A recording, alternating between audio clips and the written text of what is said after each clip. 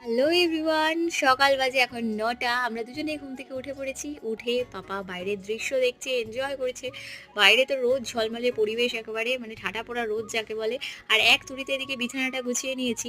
আর তারপর ব্রেকফাস্ট সারতে নিচে চলে এসেছি। আজকে ব্রেকফাস্টে আমার ছিল ছাতু, কলা, মুড়ি। আর তারপরে বাকি কাজগুলো সেরে আমি স্নান করে এসেছি। এই যে আমি চুল হেয়ার কাটিং করে কিন্তু এইভাবে ছোট করে ফেলেছি। কারণ চুলের যত্ন তো সেভাবে নেওয়া হচ্ছে না, তারপর পড়েছে যা গরম। আর এইদিকে আমার পাপা কাঁধের জিনিস নিয়ে বড্ড ইন্টারেস্ট। মানে সেগুলো না দিলে ওর কান্নাকাটি মানে শুরু হয়ে যায়। আর এদিকে এখন বাজে বেলা 4:30, আমি এসেছি জামাকাপড় মেলতে।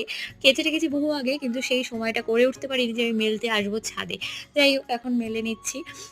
এদিকে তো 4:30 বাজে, মানে আরেকটু পরেই সূর্য অস্ত চলে যাবে। শুকাবে কি করে আমি জানি না। যাই হোক, জলটা ঝরে গেলেই হবে।